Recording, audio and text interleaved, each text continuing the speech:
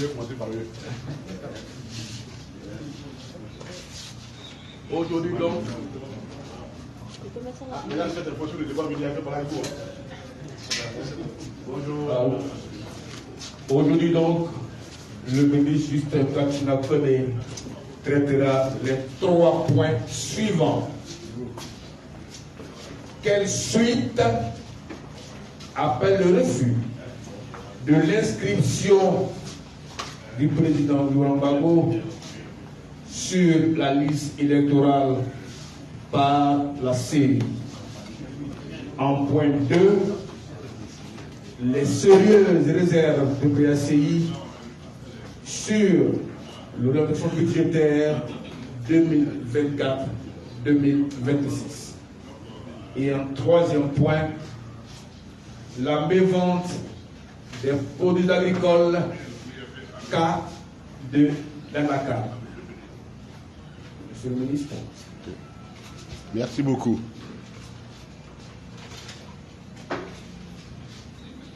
Monsieur le ministre, Vincent Pierre Loukrou, membre du CSP, merci pour votre présence continue à nos côtés, une présence qui nous rassure et qui nous donne, je dirais, beaucoup plus de tonus à nos travaux. En tout cas, merci pour votre présence continue. Monsieur le député maire de Ouagayo, c'est le député maire du président Laurent Gbagbo. Merci d'être là. Monsieur le vice-président exécutif Toutou, merci. Camarade secrétaire général adjoint,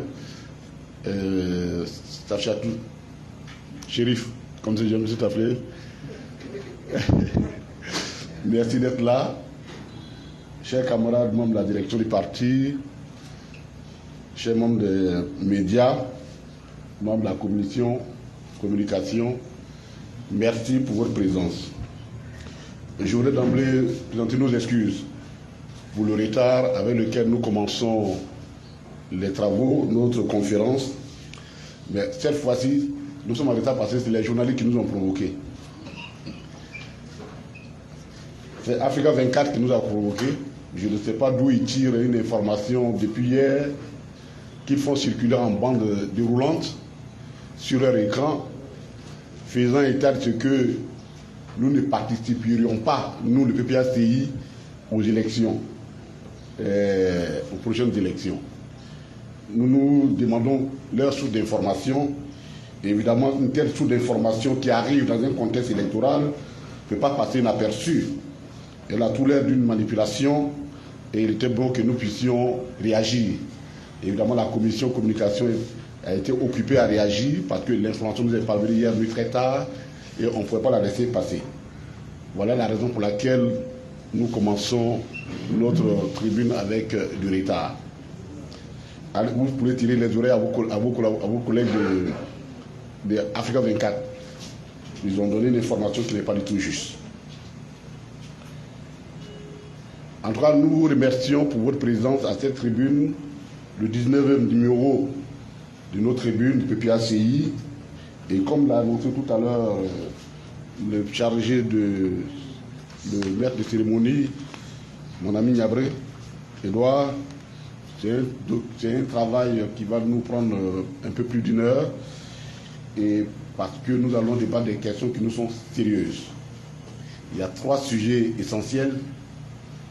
C'est d'abord quelle est la suite que nous donnons à l'entêtement de la CEI de ne pas réinclure le président Laurent Gbagbo sur la liste électorale. Deuxièmement, nous le disons tous les jours, notre pays va tout droit dans le mur. Et quand nous le disons, les gens ont l'impression que nous faisons de la surenchère verbale parce que nous sommes dans l'opposition. Et pourtant, chaque jour que Dieu fait, les chiffres que eux-mêmes, le gouvernement, donne, si vraiment le gouvernement était conscient avec lui-même, devait donner des insomnies. Donc nous allons critiquer le document de programmation budgétaire pluriannuelle qu'ils ont publié et qui contient des incohérences qui sont telles que nous devons nous inquiéter pour la suite de notre pays. Et le troisième point concerne la misère que vivent nos populations suite à la mévente des produits agricoles. Et le cas patent, c'est le cas de l'anacarde, je suis doublement concerné en tant qu'Ivoirien, mais surtout en tant qu'originaire d'une région qui produit suffisamment d'anacarde et qui malheureusement chaque jour plonge nos populations dans la pauvreté. Voilà les trois sujets sur lesquels nous allons concentrer l'essentiel de notre tribune. Évidemment, cette tribune se tenant dans un contexte préélectoral, vous convenez avec nous qu'elle ne peut pas se faire sans tenir compte de ce contexte qui va forcément l'influencer. Et avant d'arriver donc je dirais, au plat de résistance, nous faisons comme d'habitude rappeler certains actes, certaines situations, les actions menées par notre parti pendant les 2 semaines écoulées. Nous appelons cette rubrique le PPACI en mouvement. Et nous voulons tout simplement, il y a 3 informations à vous donner. La première, c'est que nous avons entamé des négociations, des discussions avec notre partenaire, le PDCI, en vue d'aller à des élections, aux élections prochaines dans le cadre d'un accord électoral. Et les discussions ont eu lieu. Elles ont été parfois difficiles, elles sont encore même difficiles, mais elles ont au moins permis d'avancer, dans les trucs de nombreuses avancées. Des accords ont été conclus dans beaucoup de secteurs, dans beaucoup d'endroits. Il reste encore des questions pendantes sur lesquelles quelques désaccords persistent et qui ont été portés donc déférés à l'arbitrage des 2 présidents, leur Excellence Laurent Gbagbo, président du PPACI, et Henri Konan Bédié, président du PDCI RDA. Et comme nous sommes conscients que selon le calendrier de la CEI, nous devons déposer les dossiers au plus tard le 19 juillet. Donc nous nous organisons dans ces discussions-là pour finaliser tout et puis être prêts dans les délais précis par les délais précis. Deuxième information, le président Laurent Gbagbo a effectué une visite privée hors du pays. Évidemment, en tant qu'homme politique majeur, acteur politique majeur, ce qui est privé, malheureusement, concerne également le reste. Il a fait une visite privée et il est rentré le dimanche 2 juillet dernier. Le président exécutif de notre parti a également fait une tournée sur invitation de nos militants dans la région du Sud-Ouest, dans la région de San Pedro, il y a seulement quelques dizaines de jours. Voici les informations. On voulait échanger avec vous les points saillants des informations. Après avoir dit cela, nous passons au point 2, qui est relatif, je dirais, le premier sujet, le premier point de l'ordre du jour, qui est quelle est la suite que nous entendons donner, le PPACI entend donner au refus du gouvernement de la CEI, étant entendu pour nous les 2 forment une et même identité. Ce n'est pas un lapsus, c'est la réalité. Et donc la CEI et le gouvernement refusent donc de recevoir l'inscription du président Laurent Gbagbo sur la CEI et sur la liste électorale, en violation de tous ses droits les plus élémentaires. Et évidemment, une telle forfaiture ne peut pas passer inaperçue. Oui, j'emploie bien le terme, c'est une forfaiture. En effet, nos populations sont choquées. Nos compatriotes sont choqués de ce traitement inacceptable qu'on puisse infliger à un ancien président de la République qui a contribué à créer, je dirais même, les conditions qui font qu'aujourd'hui ceux qui sont au pouvoir puissent jouir du pouvoir. Parce que si nous étions dans un parti du régime unique, je ne suis pas sûr que M. Ouattara aurait été président de la République de Côte d'Ivoire. Il n'en avait aucune chance dans le cadre d'un parti unique. Il n'était pas là, il a fallu que des personnes se battent. Depuis 1970, un homme conduit cette lutte au prix de sa vie, de ses libertés. Cet homme s'appelle le président Laurent Gbagbo. On ne peut même plus calculer le nombre de fois il allait en prison pour ça. lui et sa famille, pour que effectivement chacun soit libre d'exprimer ses choix politiques là où il veut dans le cadre démocratique. Et c'est ce qui fait que ce droit de vote reconnu, ce droit de choix reconnu à nos compatriotes a permis aujourd'hui au gouvernement de RHDP d'être là. Sinon, il n'y avait aucune chance pour eux, en tout cas, de se retrouver là où ils sont. Au moins, ils ont ce devoir moral de reconnaître cette vérité-là historique et à défaut de le remercier, mais il ne peut pas enlever au président Laurent Gbagbo le fruit de sa bataille qu'il a engagée depuis pratiquement 50 ans. Et ça ne peut pas se faire et que nous allons nous asseoir les bras croisés et applaudir cela. Ce n'est pas acceptable et donc nous entendons donner notre position sur la question parce que le 27 juin dernier, des rumeurs, des sources crédibles nous ont donné l'information selon laquelle, avant même que la commission centrale n'ait assiégé sur le rejet de la candidature du président Laurent Gbagbo, M. Kone Sourou, qui représente le président Ouattara à la CEI, a pris sur lui-même, en tant que superviseur de la circonscription de Cocody, a pris sur lui de rejeter l'inscription, le contentieux qui a été porté par d'abord 350 jeunes Ivoiriens qui ne sont pas d'accord, jeunes de la commune de Cocody, qui ne sont pas d'accord avec ce rejet et qui ont porté ce contentieux conformément à l'article 12 du Code électoral, et le président Laurent Gbagbo lui-même qui est allé porter ce contentieux et à la suite de ça, il a fait un discours qui est resté mémorable. Un tel dossier qui concentre sur lui toute l'attention et toutes les crispations, qui a fini même par crisper la volonté publique, une seule personne, fut-elle la représentant du président de la République, ne peut pas s'arroger le droit de refuser et de rejeter la candidature du président Laurent Gbagbo. C'est assez prétentieux, c'est même trop prétentieux pour lui. C'est trop prétentieux pour M. Kone Sourou. Et donc, quand nous avons fait cette déclaration, le secrétaire général de la CEI nous a répondu dans les colonnes d'un jour comment on appelle, Soir Info, en disant que nous étions dans le délire parce que dans la réalité, la commission centrale était toujours en attente des dossiers de réclamation pour statuer là-dessus et que nous disons faux quand nous disons que c'est M. Kone Sourou qui a pris sur lui l'engagement de rejeter la réinstitution du président Laurent Gbagbo. Nous sommes le 27 et le journal sort le 28. Donc les propos sont relais le 28. Et le 28 nuit, la nuit du 28, au mardi, du 28 au 29, effectivement, M. Kone Sourou affiche les réclamations de Cocody et il décide de rejeter la candidature du président Laurent Gbagbo. Et nous avons fait une conférence de presse pour dire que cette attitude était moralement inacceptable et juridiquement infondée. Elle est moralement inacceptable pour une raison simple.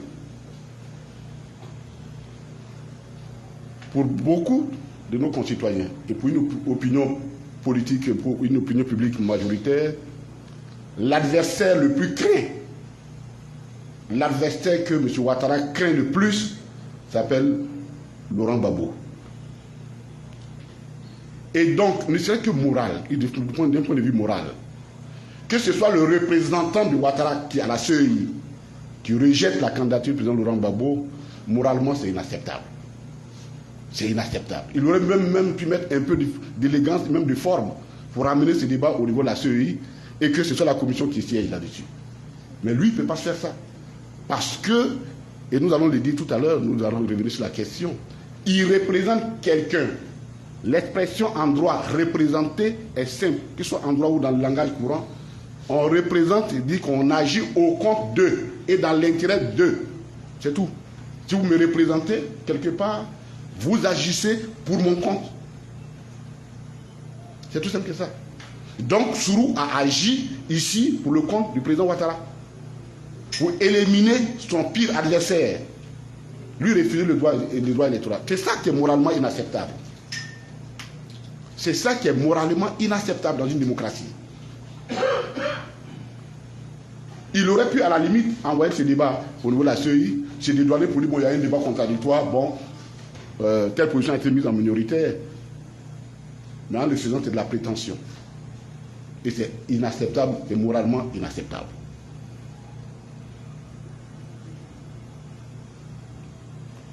Deuxièmement, cette décision est juridiquement infondée.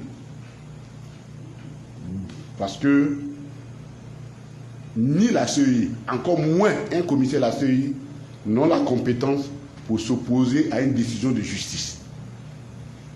Or, le président Laurent Gbagbo, en allant s'inscrire, en allant réinscrire sur la liste électorale, il est parti avec un document qui justifie sa réinscription, l'arrêt de la Cour africaine des droits de l'homme.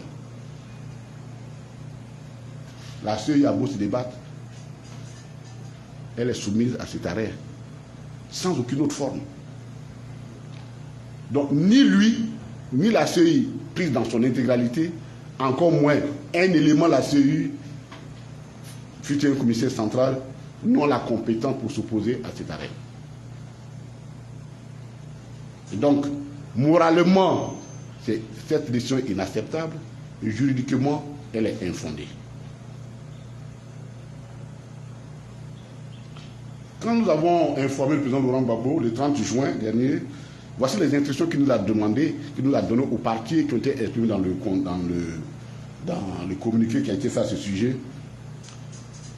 Nous devons poursuivre jusqu'à la restitution de ces droits civiques illégalement confisqués.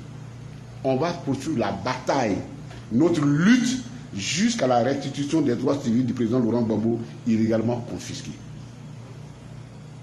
Deuxièmement, nous n'allons pas nous laisser distraire parce que c'est de la distraction. Et c'est la même distraction qui continue avec l'affiche, la bande déroulante d'hier. Parce que dans la réalité, il veut passer par tous les moyens pour nous empêcher d'aller aux élections, en pensant que nous allons détruire l'essentiel et ne pas aller aux élections prochaines. Le président a demandé que si ça ne tient qu'à son cas, il faut bien que nous allions aux élections. Parce qu'il sait qu'en le refusant, c'est pour démobiliser nos militants. Et il ne faut pas que nous trompions dans ce piège. Au contraire, cette situation d'injustice doit remobiliser nos militants pour aller à l'avant et affronter, pour gagner ces élections qui viennent. Le pari de gagner, en tout cas le maximum, de marquer notre présence de façon effective et très visible sur les territoires, sur la scène politique ivoirienne. Donc, les instructions du président Laurent Gbagbo nous mettent en ordre de bataille, l'autre partie en ordre de bataille. En ce qui concerne la première instruction, c'est-à-dire nous battre jusqu'à ce que les droits du président Laurent Gbagbo les droits civiques soient restitués,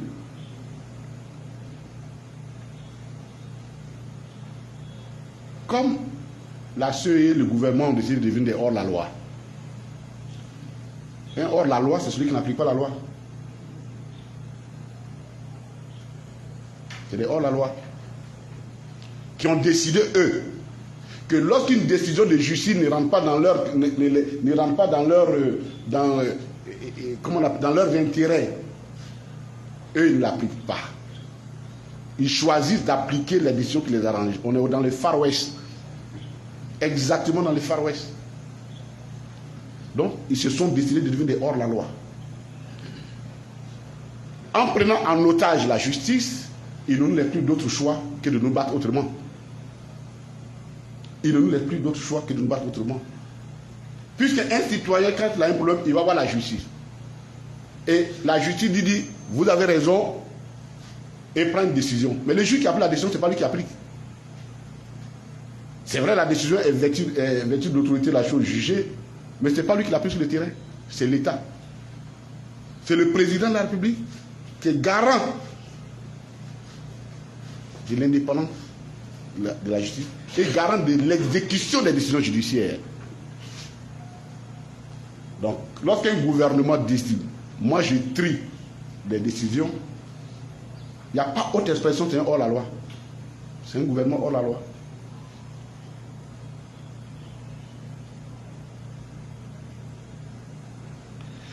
La Cour africaine des droits de l'homme, elle est d'application immédiate.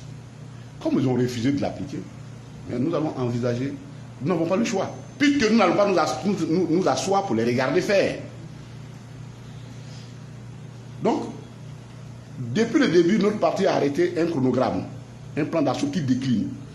Les gens ont l'impression que nous sommes assis, nous ne travaillons pas. Non. Nous sommes en train de décliner le programme qui a été arrêté par les instances du parti pour gérer ce dossier. Nous avons espéré la voie judiciaire, la voie du droit, mais on ne fait pas du droit, elle est hors la loi. Donc, on se rend compte qu'elle ne peut pas prospérer. On ne va pas tous les jours aller voir des juges qui vont prendre des décisions, ils vont venir, puis le gouvernement ne va pas appliquer. Ça vient de l'amusement. Et donc, pour le moment, nous sommes à la phase, la deuxième phase, qui consiste à informer toutes les chancelleries présentes en Côte d'Ivoire. Nous avons commencé cette démarche. Non seulement les chancelleries, mais tous les responsables, tous les leaders d'opinion civile, notamment les chefs religieux, les communautés religieuses. Nous sommes en train de faire cette information. Parce que nul n'ignore et que nul ne soit surpris de ce que nous ferons par la suite.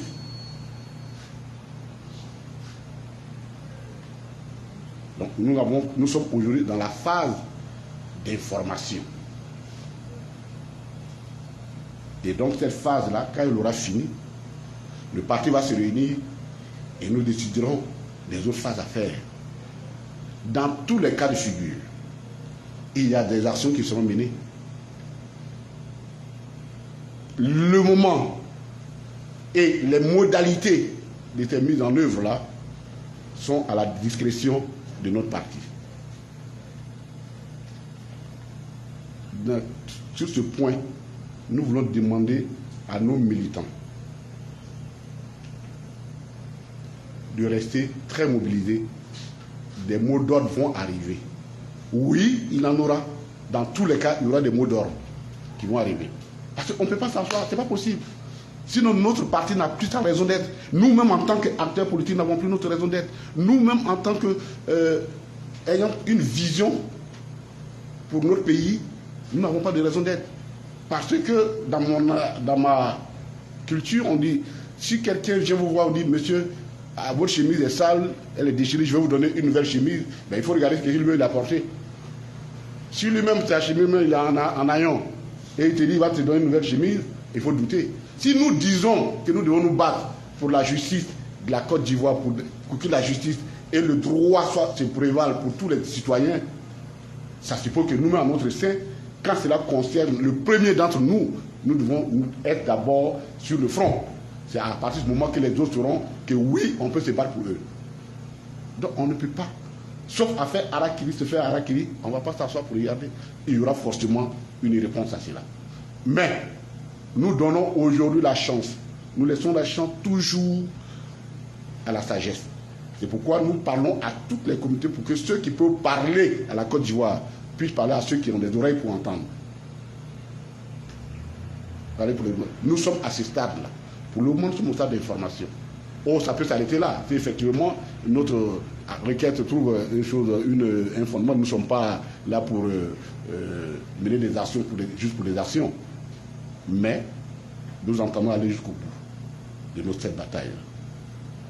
Au demeurant, la question du président Laurent Gbagbo pose de façon plus large et rend encore davantage crucial et urgent la révision et la réforme, et même pas, on va pas le terme, la refondation de la CEI. Parce que cette CEI-là, chaque jour qui passe, donne la preuve qu'elle est fondamentalement une CEI sous contrôle exclusif du régime RHDP. Et donc confligène. C'est une CEI confligène. Et c'est normal.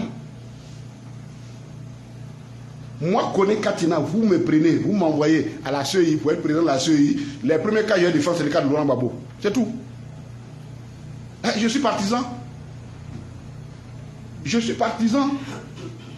Donc, ce n'est pas parce que vous allez m'enlever de là pour aller m'envoyer à la CEI que du jour au lendemain, je deviens... Non, c'est pas vrai. C'est pas vrai. Ne jouons pas avec l'esprit des Ivoiriens, des citoyens. Un représentant, parce que la CEI, les thèmes sont clairs. On dit les membres représentants. Tel. Mais le mot représentation, c'est un mandat. On ne peut pas être représentant quand on n'a pas un mandat. En droit, ce n'est pas possible. J'ai un mandat. Mais quand on a un mandat, on agit en fonction des intérêts du mandant. Donc, tous ceux qui sont là-bas, chacun se bat pour l'intérêt. C'est pourquoi Sourou peut se permettre d'éliminer, parce qu'il a une petite partie d'autorité qu'on lui a donnée, l'adversaire le plus coriace de son mandant. Donc, une association de représentants ne confère pas neutralité. Ne confère pas neutralité. Donc, la CEI là, avec ce cas, s'il y en a qui doutent encore que cette CEI là, elle n'est pas confligène, ou du moins elle est capable de porter, d'être neutre, ils se trompent, parce que ce n'est pas possible. Il faut la refaire. Et il y a des exemples. Donc voilà un peu ce que nous voulons dire sur le cas du président Laurent Gbagbo. Ce dossier, c'est un dossier qui est au centre de nos préoccupations et nous n'entendons pas du tout nous laisser distraire. Nous sommes maîtres et de notre chronogramme et des modalités de sa mise en œuvre. C'est pourquoi les gens ont l'impression que nous allons doucement, mais parce que nous fonctionnons sur un chronogramme bien déterminé. Nous sommes un parti bien organisé.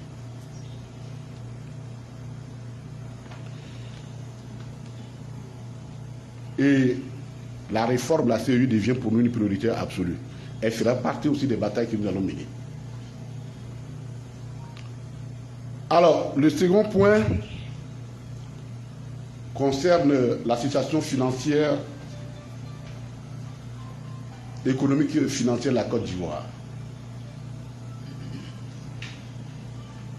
Il y a une vraie catastrophe.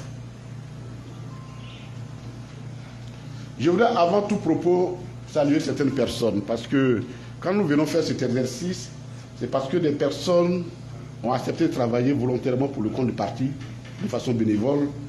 Je voudrais ici, au nom du parti, saluer le secrétaire national technique Oula Yvon et son équipe, M. Ouattara Victor et Bétanier, qui n'est pas là, d'Oiseau. Ils sont chargés des questions budgétaires, bancaires. Et je peux vous dire, et j'ai le devoir, l'honnêteté de dire que toutes les recherches, c'est eux qui les font. Les travaux de recherche, c'est eux qui les font. Nous ne faisons que mettre en musique, en orientant les recherches dans l'orientation politique, mais c'est eux qui le font. Vraiment, merci pour cela. Merci pour tout. Et je voudrais également saluer le SNT chargé de l'agriculture, qui ont travaillé énormément, qui a travaillé également sur le second sujet, et également saluer mon cabinet, le professeur Secret, qui est chargé de superviser, son équipe superviser les activités de la tribune. Il est important que ceux qui travaillent dans l'ombre, nous puissions leur dire merci pour ce travail qu'ils ont fait. Merci beaucoup. Alors, le gouvernement de Côte d'Ivoire a élaboré son document, qu'on appelle le document de programmation budgétaire et économique pluriannuelle. Je rappelle le nom, ça s'appelle document de programmation budgétaire et économique pluriannuelle. En abréviation, BEP.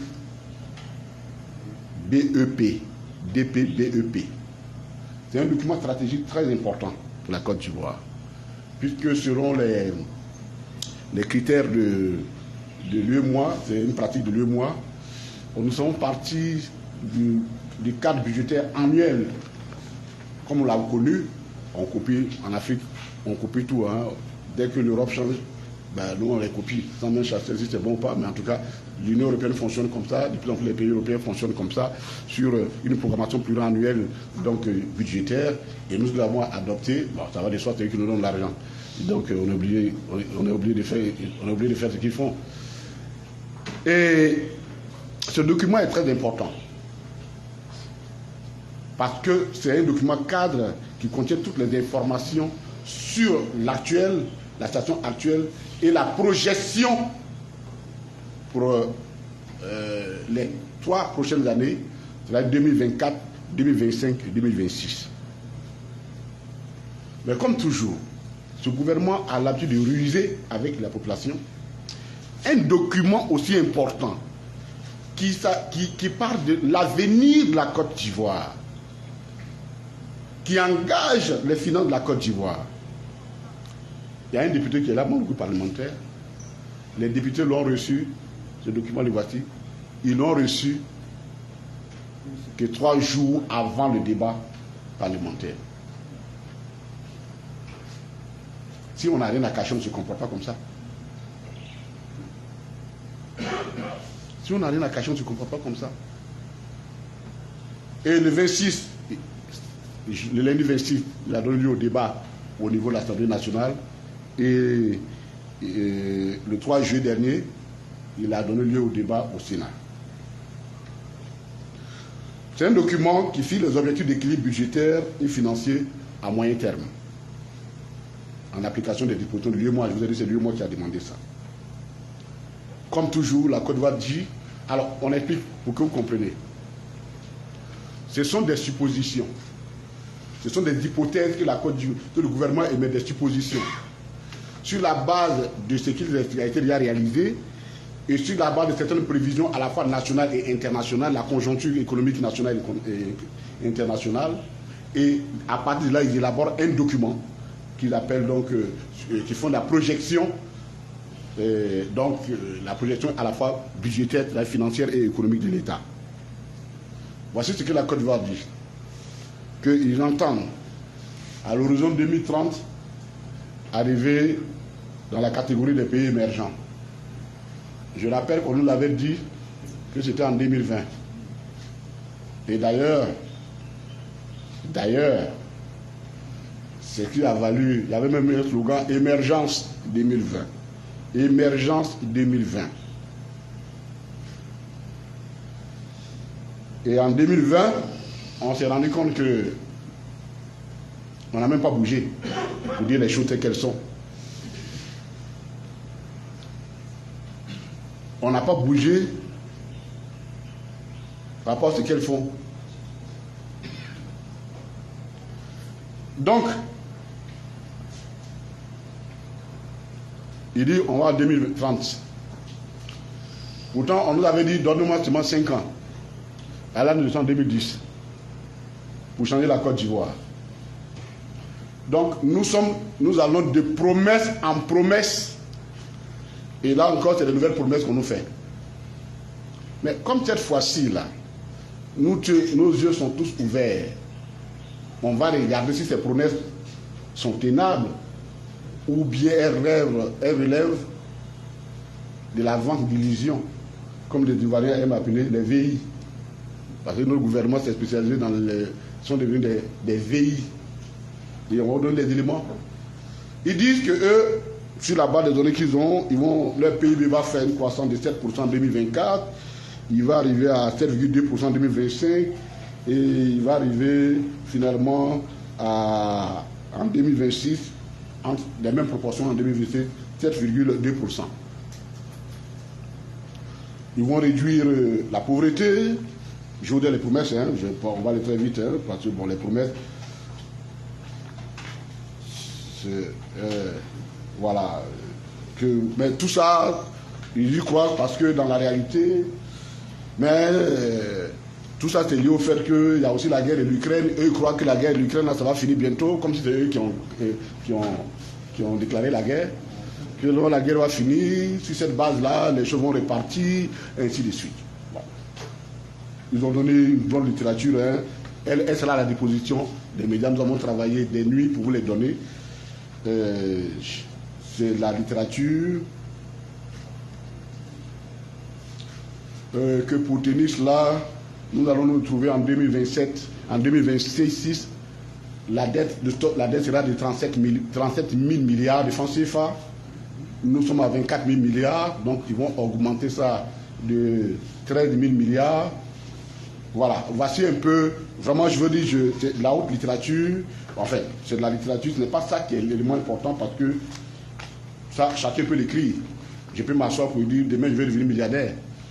La question, tu lui dis, mais je vais devenir milliardaire sur quelle base? Et c'est à ce niveau que nous allons les critiquer.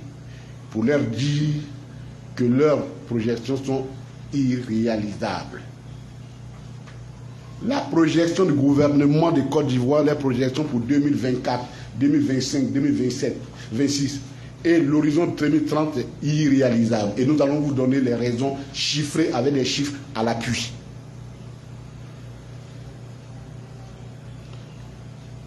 Pour l'observation de ce document, on va faire l'observation à deux niveaux.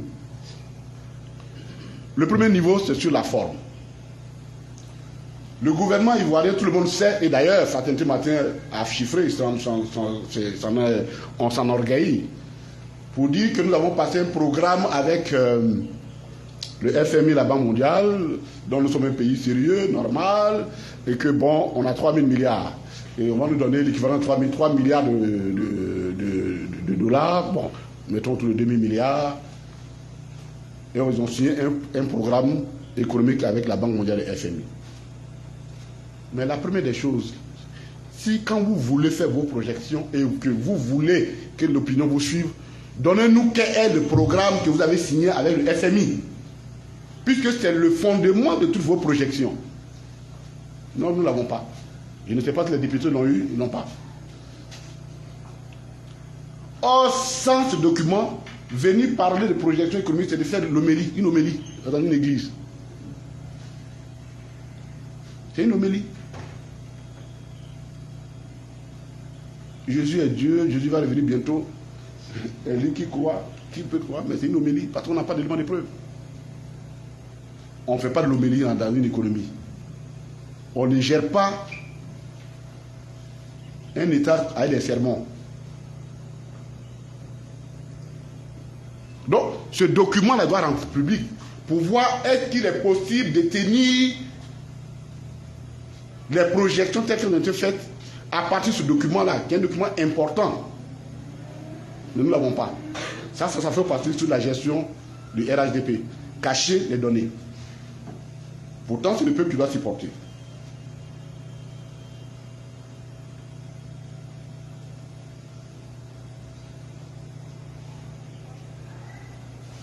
Sur le fond, et ça c'est très important pour nous, nous allons prendre point par point. Pour nous, ils font des projections économiques surréalistes. Et voyez-vous, le gouvernement ivoirien a commis l'erreur que beaucoup de personnes commettent quand on arrive au pouvoir. L'overdose, si on ne fait pas attention, on est gagné par l'overdose du pouvoir et on fait des projections, mais la réalité de la gestion du pouvoir est différente.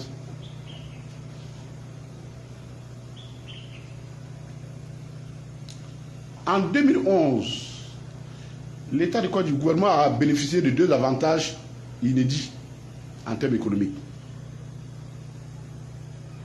Premièrement, il y a les acquis du PPTE qui ont diminué de façon substantielle le stock de la dette de la Côte d'Ivoire, le poids de la dette de la Côte d'Ivoire.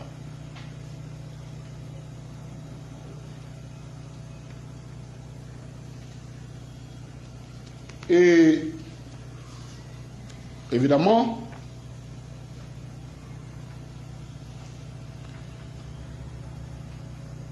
qui dit diminution du stock de la dette, donc une marge de manœuvre de refinancement. Mais il faut être sage pour savoir gérer cette situation.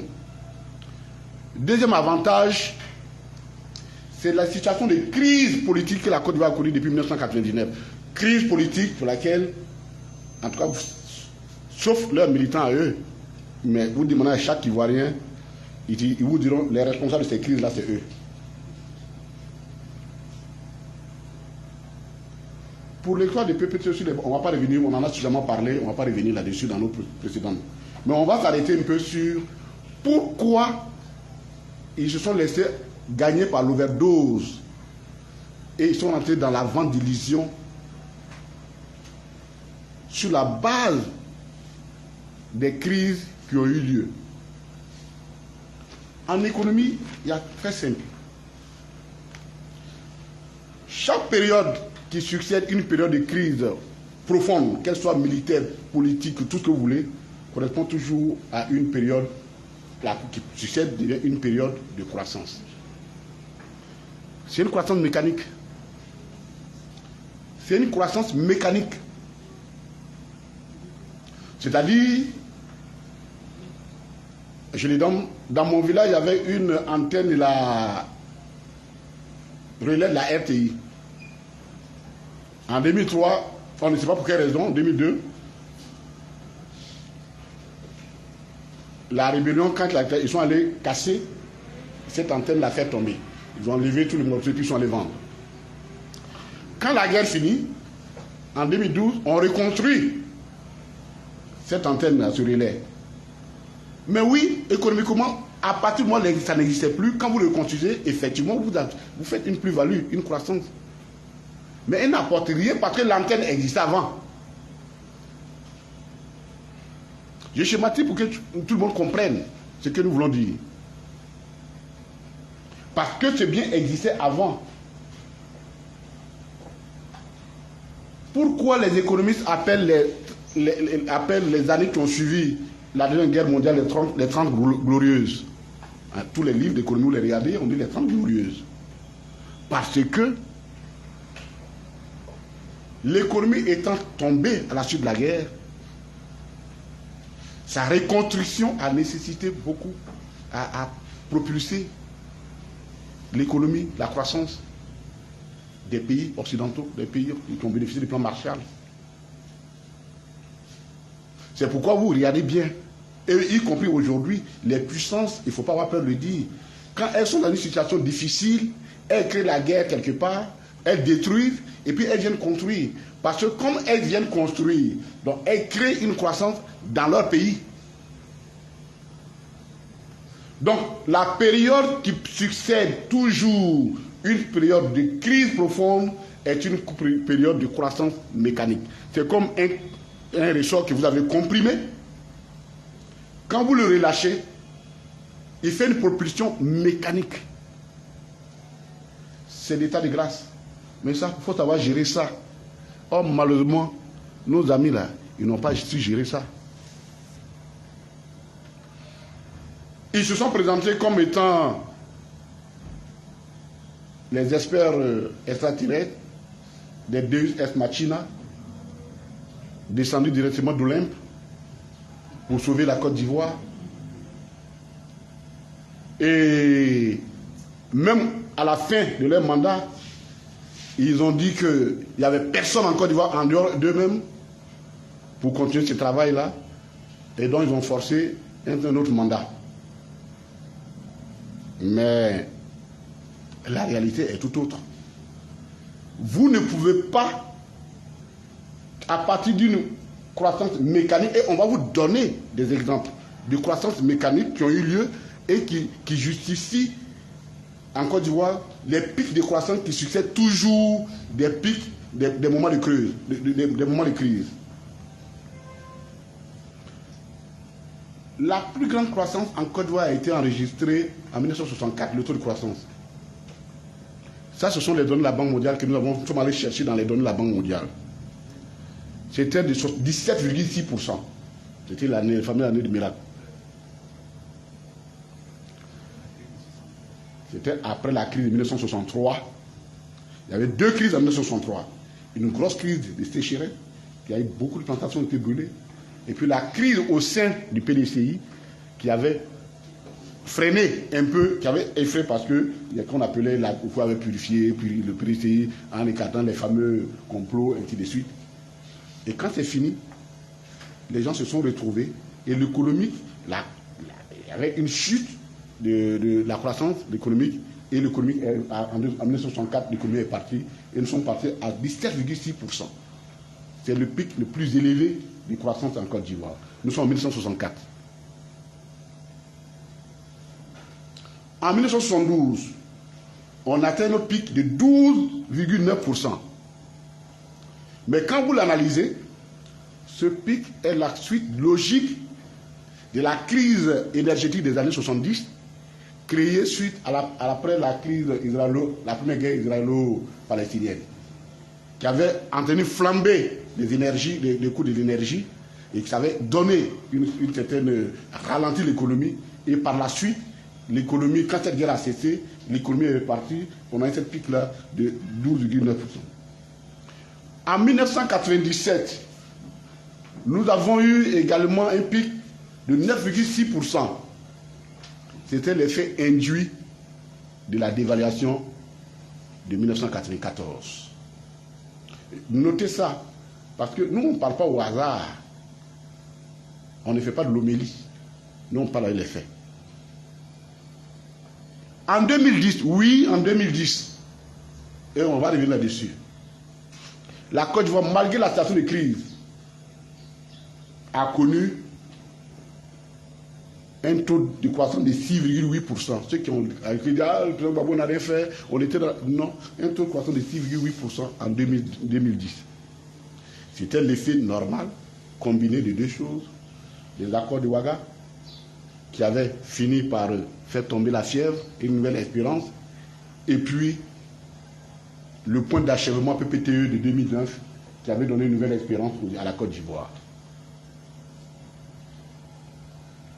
Et en 2013, il y a eu le pic de 10,8% qui est lié au fait qu'on venait d'atteindre le point d'initiative, le point d'achèvement du PPTE et qu'il y avait une marge de manœuvre.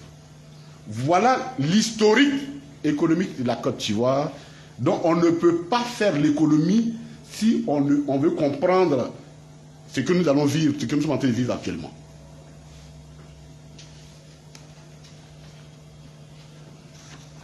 Mais évidemment, le gouvernement ivoirien a une chance, il a été soutenu par ceux qui l'accompagnent. Oui, il y a une grande... Quand vous rentrez, vous ouvrez les littératures économiques actuellement. Ah non, la Côte d'Ivoire va bien, les croissants, vraiment, ainsi de suite. Oui, parce qu'ils le disent pour justifier leur guerre. Vous dites, on a bien fait de faire la guerre. Voyez-vous, ça va bien dans ce pays. Mais la réalité est rattrape. Et en 2015, c'était tellement flagrant que le représentant de l'Union européenne, qu'on a dû faire débarquer rapidement, qui est reparti, a fait sortir, l'Union européenne a fait un rapport. Comme on a ce malheur de ne pas lire et de ne pas garder les documents. Chers amis, et ça je dis les journalistes, lisez. Ça va, vous allez devenir des grands journalistes parce qu'on ne va pas vous tromper. En 2015, l'Union européenne a fait un rapport pour dire, attention, la Côte d'Ivoire va dans les murs.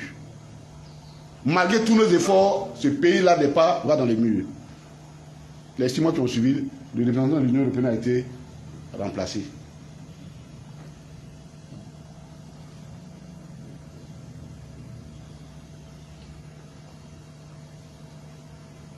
La Côte d'Ivoire, malgré tout le vouvouzou-là, se trouve dans la catégorie des pays, on appelle pays à revenu intermédiaire de tranche inférieure, les PRITI. Bon, pour ne pas dire pitié, quoi. Dit PRITI, c'est l'abréviation pays à revenu intermédiaire, tranche inférieure. Selon la classification de 2020, ce sont les pays dont les revenus sont compris entre 1300 $, revenus par tête d'habitant, 1036 $ et 4045 $. Depuis 2000, Depuis 2012, là, on nous a promis l'émergence. Or, l'émergence concerne ceux qui sont ce qu'on appelle les tranches, les pays à revenus intermédiaires, tranches supérieures. C'est à partir de là qu'on commence à dire, bon, toi, tu peux être émergent. Et le taux, pour ça, le revenu par tête d'habitant de ces pays est compris en 4 046 $ par an et 12 385 $ par an. C'est ceux qui ont les revenus comme ça. Mais c'est mécanique, hein. On prend la richesse d'un pays, on divise par le nombre de la population et puis on dit, bon, on considère que chaque personne a au moins ça. C'est-à-dire, même si tu n'as rien à manger, on considère que tu as ça au moins. C'est ça, malheureusement, c'est ça les agrégats. Je vous ai déjà expliqué ici, les statistiques, c'est quelque chose d'assez obscur. On dit, bon, on cherche la moyenne. C'est comme quelqu'un, tes pieds sont dans le feu, ta tête est dans le frigo, et puis on dit ta moyenne normale là, tu es dans une moyenne normale, on dit, bon, tu fais 37 degrés. Non, mais ta tête brûle. Tes pieds brûlent. Donc, les statistiques restent, les statistiques sont.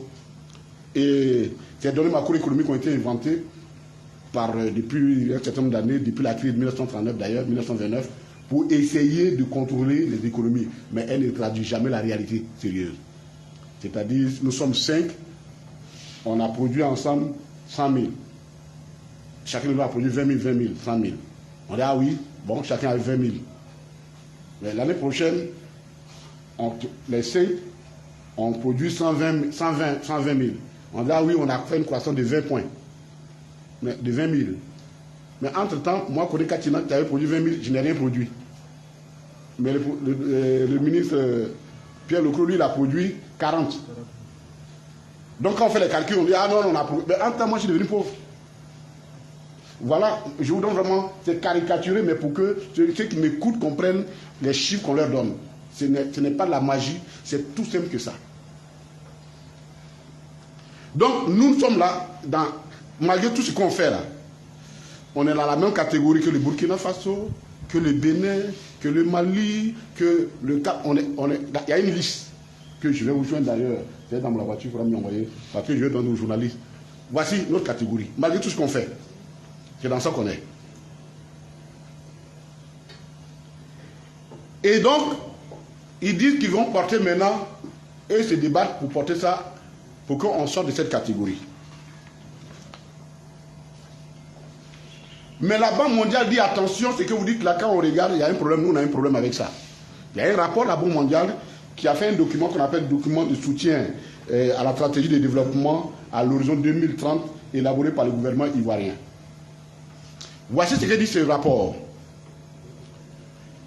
Qu'en de 2015 à 2020, le nombre de pauvres a augmenté de 680 000 personnes dans les zones rurales. C'est-à-dire que depuis que le RHDP est au pouvoir, le nombre de pauvres, ce n'est pas Kodé Katina qui le dit, ce n'est pas le PPHC qui le dit, c'est le rapport de la Banque mondiale qui dit que le nombre de pauvres en zone rurale s'est accru de 2015 à 2000 de 681 000 personnes. Je dirais même ménages. Cependant, en zone urbaine, le nombre de pauvres a diminué de 1 million. C'est très important. Donc, sur les 6 ans, le stock, on peut dire, bon, qu'ils ont travaillé, ils ont diminué le nombre de pauvres. Finalement, il y a 380 personnes, qui est la différence de 681 et 1 million, les 200 et quelques personnes, 319 personnes, 319 000 personnes sont sorties de la pauvreté. Ça, c'est le stock, c'est-à-dire l'écart entre le nombre de pauvres qui a augmenté au niveau de la zone rurale et le nombre de pauvres qui a diminué au niveau des zones urbaines.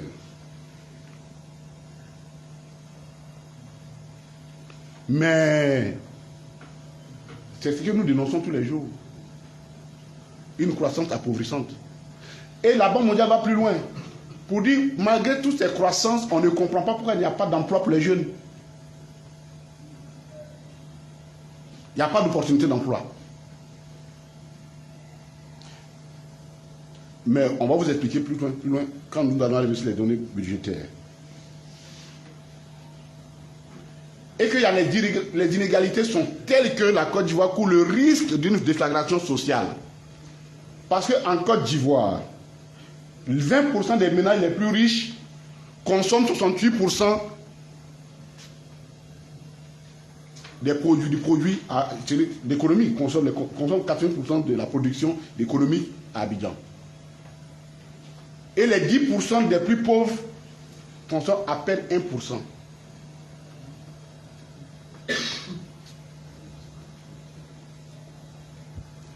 Vous comprenez ce que ça veut dire. À l'intérieur, la tendance c'est 43% et 6%.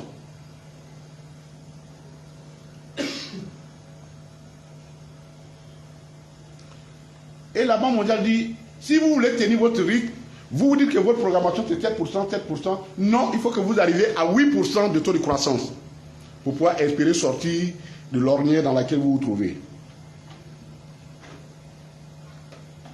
Or, pour le faire, selon la Banque mondiale, le PIB, le produit intérieur brut de la Côte d'Ivoire, en 2022 s'élève à 69,76 milliards de dollars.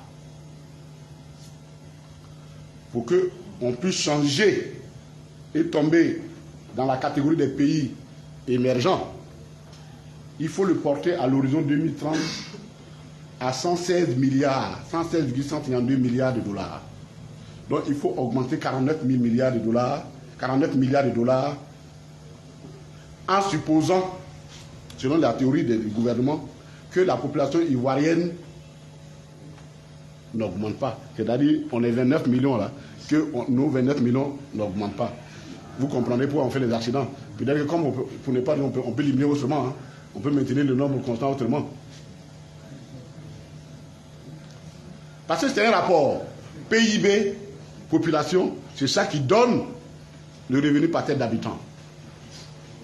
Si ta population augmente au même rythme que ta croissance économique, il n'y a pas de croissance par tête d'habitant. Tu as une croissance, mais il n'y a pas de croissance par tête d'habitant.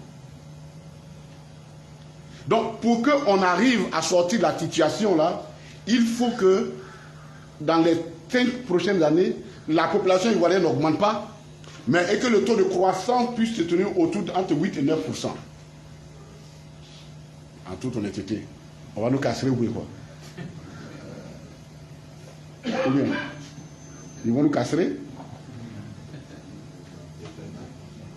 C'est pas possible. Ou bien ils vont nous envoyer une autre épidémie. Donc ce n'est pas réalisable, tout simplement. Les projections de la Côte d'Ivoire ne sont pas réalisables. C'est tout simplement ça. Donc c'est des vouvouzous-là. C'est faux. Ils ne peuvent pas, ils n'en ont pas les moyens. Pourquoi? Parce que dans la réalité, ils ont une économie, une croissance appauvrissante pour une raison très simple. Tout à l'heure, rapidement, nous allons revenir là-dessus.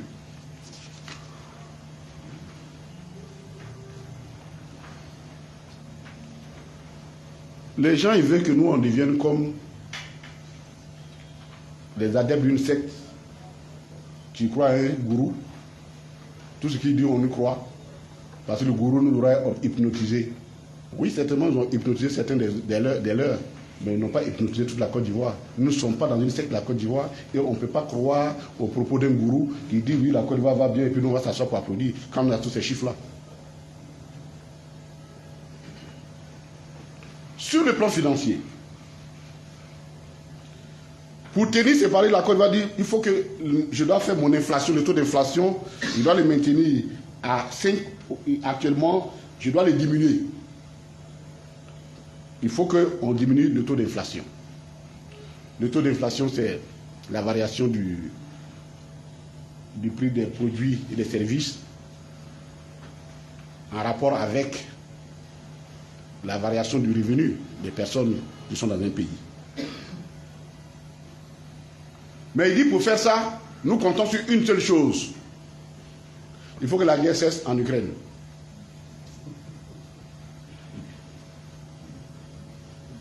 Mais aussi, mes poètes n'ont pas accompagné la délégation qui arrive à Poutine pour lui demander pardon. Vous ne pouvez pas faire des projections sérieuses sur cette bague-là. Vous ne pouvez pas. Mais pourquoi ils le font? Parce qu'ils n'ont pas le choix. C'est vrai que les économies sont interagistes, elles sont intégrées les unes aux autres. Mais enfin, quand même.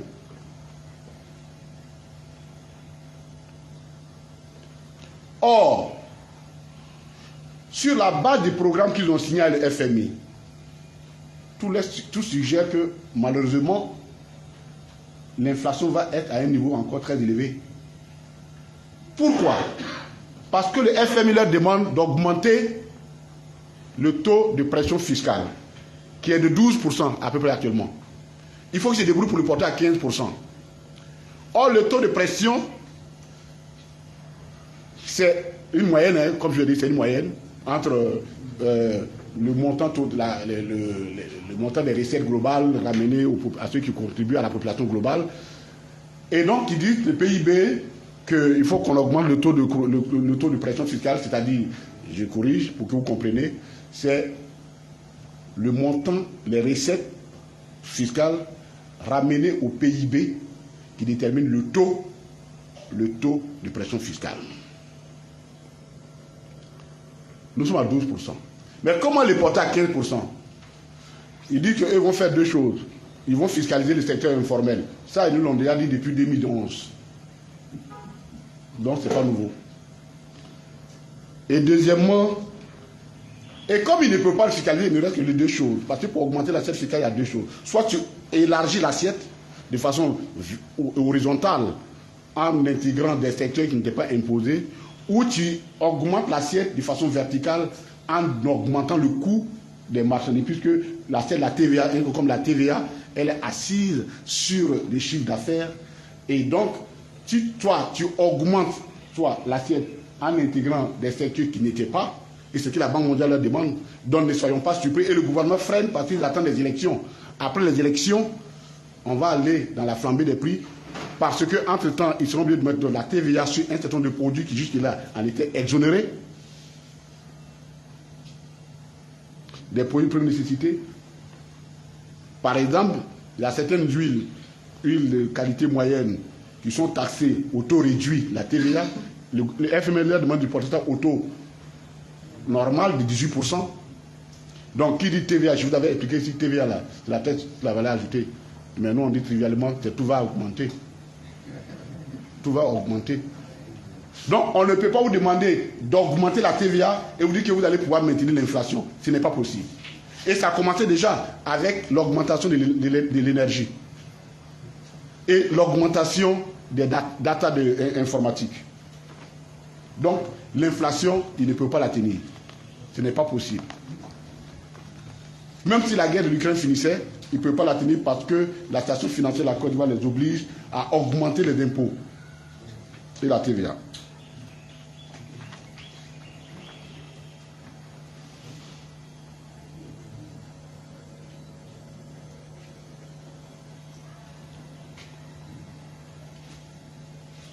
Sur la dette.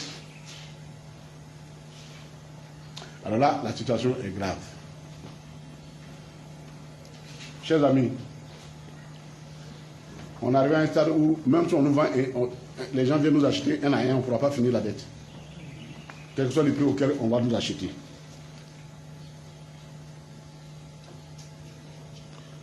Le service de la dette, c'est-à-dire, je ne parle même pas de la dette nominale, c'est-à-dire les intérêts de la dette, représenteront 69%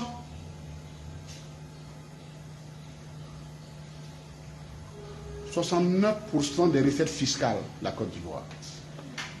C'est-à-dire, les impôts qu'on va prendre, qu'on vient de prendre là, 69% va servir à payer des services de la dette. Ils disent, on va se débrouiller, mais on va ramener ça à 65% en 2024. Sans nous expliquer comment ils vont le faire. Alors qu'on vous a dit que ce n'est pas possible. 69%. Donc, le service de la dette prend les 2/3 de nos recettes fiscales. Quand on y ajoute la masse salariale, En 2024, elle fera 32% des recettes fiscales, hors don. Et en 2026, 27%, la masse salariale. Ils disent qu'ils vont diminuer la masse salariale. Oh, je vais vous expliquer comment ce n'est pas possible, le rapport masse salariale. Quand vous prenez ces deux rubriques, c'est-à-dire service la dette, plus la masse salariale, en 2024, elle représente 101,3% des recettes fiscales. C'est-à-dire que quoi? Que la Côte d'Ivoire, quand elle a fini de payer sa dette, elle a fini de payer ses fonctionnaires, il lui faut maintenant aller chercher du crédit pour venir même faire fonctionner ses services. Parce que ses recettes domestiques ont été englouties par ces deux rubriques. 101% du service, des recettes fiscales sont englouties par le service de la dette et par la masse salariale. Et comme on leur dit, moi, votre histoire, on ne peut pas, il faut diminuer. Il dit oui, on va se débrouiller pour diminuer ça en 2025. On va renvoyer les deux à 92%.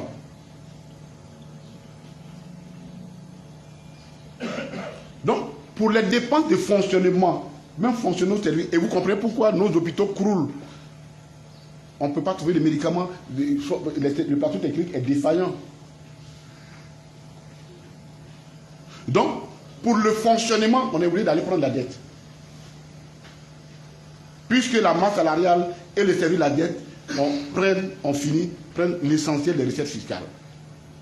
C'est-à-dire nous consommons plus que ce que nous ne pouvons, nous produisons. Ça, c'est la gouvernance du RHDP, version FMI, aux fonctionnaires du FMI. Donc, nous sommes dans un cycle infernal de la dette. Parce que les échéances arrivent. Et ils disent dans leurs documents, ils n'ont même pas. Ils ont au moins l'honnêteté de le dire. Hein, ils disent on est obligé d'aller chercher l'argent pour venir rembourser nos dettes. Donc, on est dans le cycle infernal de la dette. Chers amis, aujourd'hui encore, la question de la dette commence à inquiéter les pays du G7. L'OCDE commence à s'inquiéter sur la dette. La dette est rentrée maintenant dans la logique des combats géopolitiques. L'OCDE demande à la Chine, qui est aujourd'hui l'un des pays les grands créanciers de l'Afrique, de restructurer sa dette. La Chine dit non. Je vais la faire à ma manière. Parce que la dette est devenue un instrument de domination des nations, des peuples. Et si nous les Africains ne prenons pas ce courage à un moment de nous regarder, écouter, apprenons à vivre avec le peu que nous avons, comme le président Laurent Gbagbo l'avait enseigné, avec le budget sécurisé, chers amis, nous allons courir, nous courons à notre perte, et nous allons toujours avoir des vendeurs d'illusions à la tête de nos États.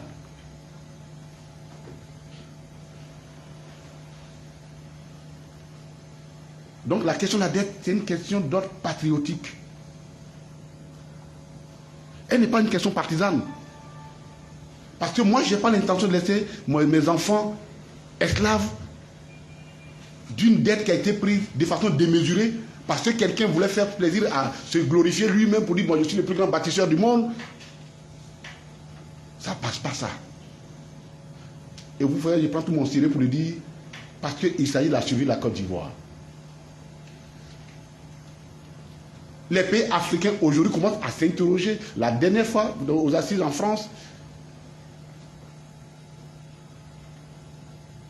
le président Kenya a été obligé de rouler la section, soutenu par les Sud-Africains. Nous pensons même qu'au niveau du PPACI, on va faire une tribune spécialement sur la question de la dette, parce qu'elle a même un lien avec nos choix démocratiques. Parce qu'aujourd'hui, vous prenez un pays comme le Ghana, le cycle de choses, pourquoi le Ghana est surendetté? Ils ont 4% de... Leur démocratie, ils renouvellent les trucs à 4% chaque 4 ans. Mais quand un président arrive, il veut travailler. En 4 ans, il veut travailler. Et comme il n'a pas l'argent, il est obligé d'aller prêter au guichet les plus chers. Donc, notre choix démocratique et politique a une incidence sur notre endettement. C'est notre façon de construire notre économie. Il nous faut une réflexion profonde sur la question et le PPACI est en train de réfléchir profondément à ça.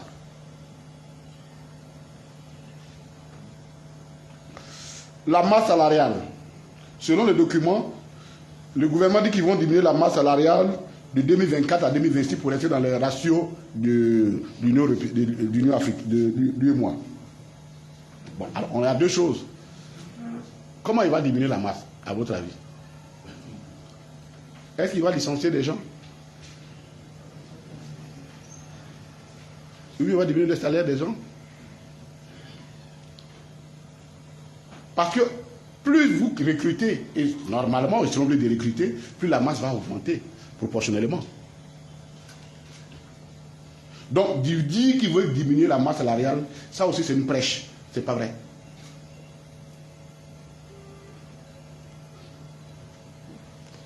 Le déficit budgétaire, bon, évidemment, quand on a fini de voir ce qu'on a dit là, quand l'inflation est obligée d'augmenter, quand vous êtes obligé de vous endetter pour même le fonctionnement de vos services, vous ne pouvez pas dire que vous allez diminuer vos déficits budgétaires. Puis le déficit budgétaire, c'est la différence entre vos recettes et vos engagements. Et si vous ne pouvez pas diminuer, vous dites que vous allez diminuer vos déficits budgétaires, comment vous allez les diminuer si vous recourez toujours à la dette? Alors que vos recettes fiscales ne peuvent pas se diminuer. Donc, l'un mis dans l'autre, le document budgétaire, de programmation budgétaire qu'on nous a donné pour que la Côte d'Ivoire est mal barrée et que nous avons de sérieux soucis. C'est faux. Il n'est pas réalisable et nos députés ont eu bien raison de le critiquer et nous devons le dire aux Ivoiriens, les gens là, ils nous mentent.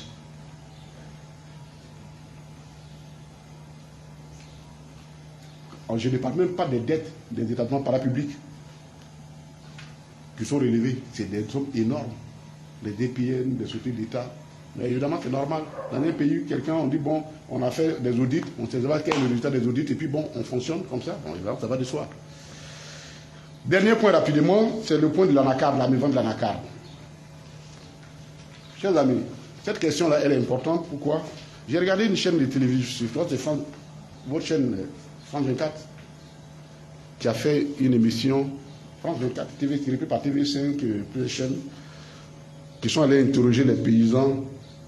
Ah, ils auraient pu aller ailleurs, mais ils sont allés à Katoula. Et pour aller interroger les populations de chez moi, qui sont assises avec leurs produits en accord devant eux, la main sur la joue, les larmes à peine contenues, parce que c'est inquiétant, la rentrée scolaire va arriver, ils ne sont pas capables de vendre leurs produits. Vous comprenez pourquoi la pauvreté a accru en zone rurale de 681 000 personnes.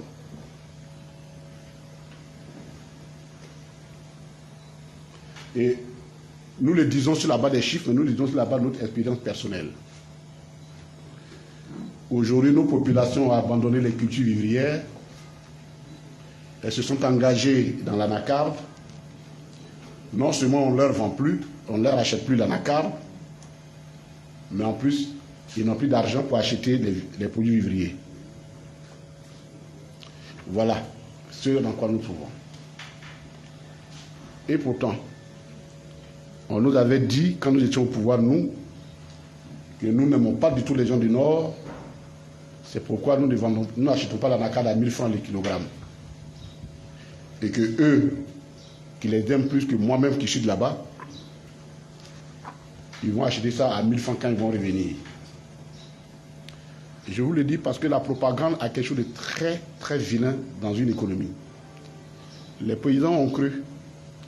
Ils ont abandonné les cultures vivrières normales. La Côte d'Ivoire est devenue le premier producteur d'anacarde du monde, avec plus d'1 million de tonnes. Mais parce que tout simplement, il a manqué de responsabilité, de courage, et je dirais même c'est le fruit d'une irresponsabilité politique. Il faut dire les choses parce qu'elles sont.